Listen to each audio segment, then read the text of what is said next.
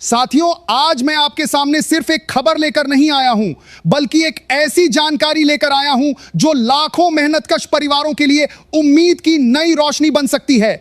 वर्षों से जो लोग कच्चे मकानों में रह रहे थे, जिनके सिर पर पक्की छत नहीं थी, जिनकी जिंदगी हर बरसात में मुश्किलों से भर जाती थी, उनके लिए अब एक नया दौर शुरू हो रहा है।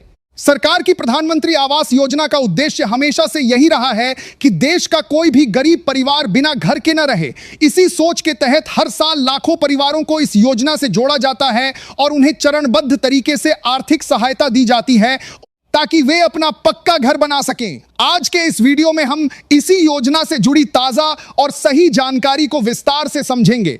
हम जानेंगे कि पहली किस्त कैसे मिलती है, किन लोगों को इसका लाभ मिलता है, किन कारणों से भुगतान रुक जाता है और आपको किन बातों का विशेष ध्यान रखना चाहिए।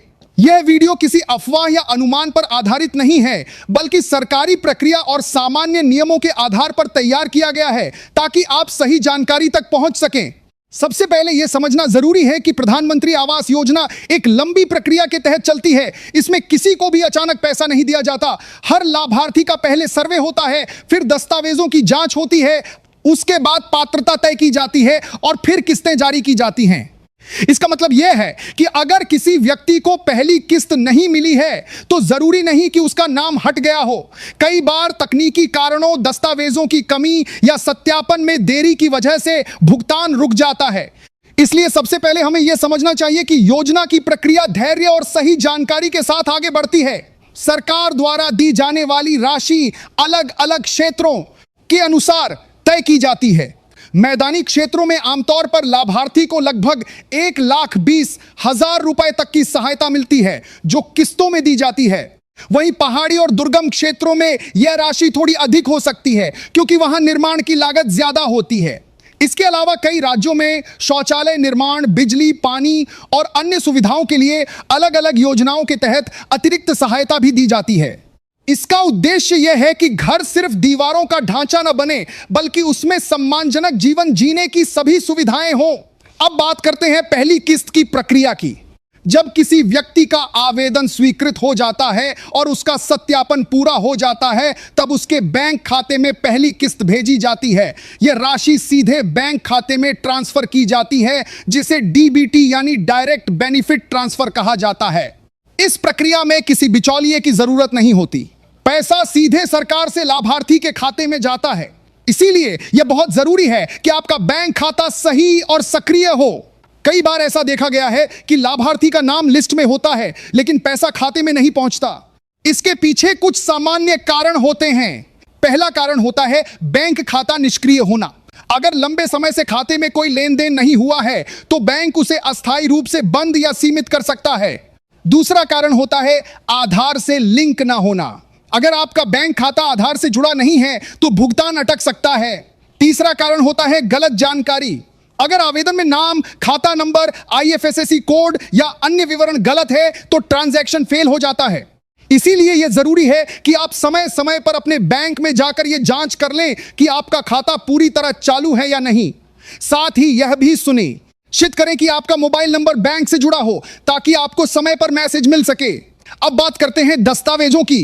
प्रधानमंत्री आवास योजना में कुछ जरूरी दस्तावेज होते हैं जिनके बिना आवेदन पूरा नहीं माना जाता, जैसे आधार कार्ड, बैंक पासबुक, निवास प्रमाण पत्र, आय प्रमाण पत्र जहां जरूरी हो, परिवार का विवरण, जमीन से संबंधित कागजात अगर मांगे गए हों। अगर इनमें से कोई भी दस्तावेज अधूरा या गलत है तो फाइल अटक सकती है। कई बार लोग जल्दबाजी में गलत जानकारी भर देते हैं, जो बाद में समस्या बन जाती है। इसलिए हमेशा फॉर्म भरते समय ध्यान रखें कि सारी जानकारी सही हो। अगर आपको किसी बात में संदेह हो तो पंचायत कार्यालय, ब्लॉक कार्यालय या संबंधित सरकारी केंद्र से सहायता लें। अब बात करते हैं सर्वे और सत्यापन की। प्रधानमंत्री आवास योजना में सर्वे एक बहुत अहम हिस्सा होता है। सरकारी कर्मचारी या अधिकृत एजेंसी आपके घर आकर यह जांच करती है कि आप वास्तव में पात्र हैं या नहीं। वे देखते हैं कि आपका मकान कच्चा है या नहीं, आपके पास पहले से पक्का घर तो नहीं है, आपकी आर्थिक स्थिति क्या है, आप योजना के नियमों में फिट बैठते हैं या नहीं। अगर इस दौरान आप मौजूद नहीं रहते या जानकारी गलत मिलती है तो आवेदन प्रभावित हो सकता है। इसलिए जब भी सर्वे टीम आए तो सहयोग करें और सही जानकारी दें। अब बात करते हैं किस्तों की व्यवस्था की। प्रधानमंत्री आवास योजना में आमतौर पर 3 किस्तों में राशि दी जाती है। पहली किस्त घर की नींव और शुरुआत के लिए, दूसरी किस्त दीवार और छत के काम के लिए, तीसरी किस्त घर पूरा होने के बाद। हर किस्त से पहले काम की प्रगति की जांच होती है। अगर काम सही तरीके से नहीं हुआ है तो अगली किस्त रुक सकती है।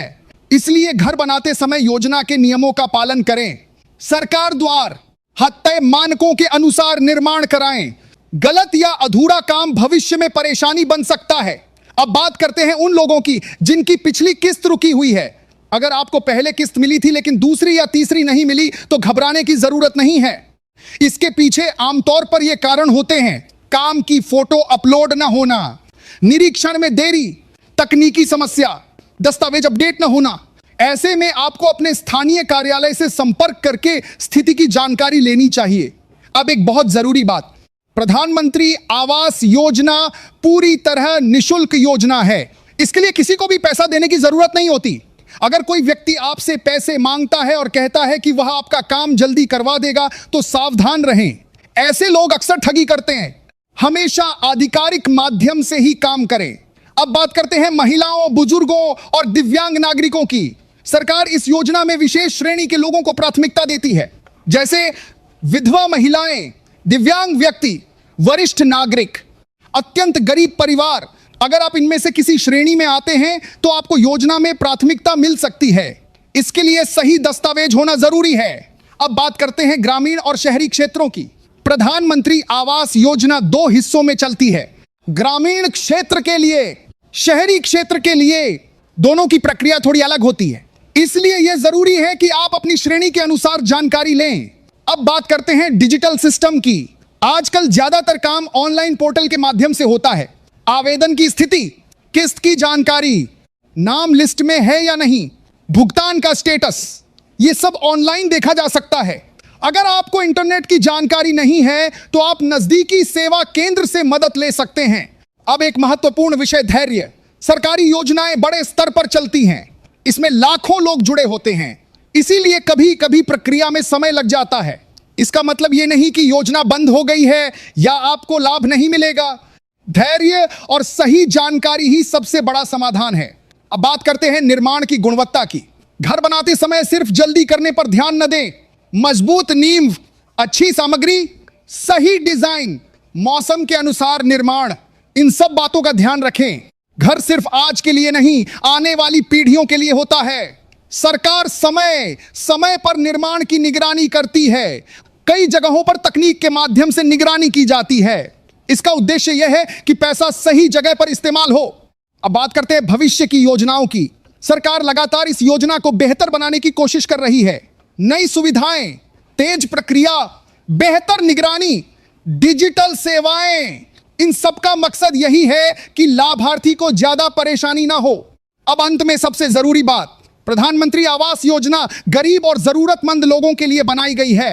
अगर आप सच में पात्र हैं तो सही तरीके से आवेदन करें, नियमों का पालन करें और धैर्य रखें। किसी अफवाह, झूठे वादे या गलत जानकारी पर भरोसा न करें।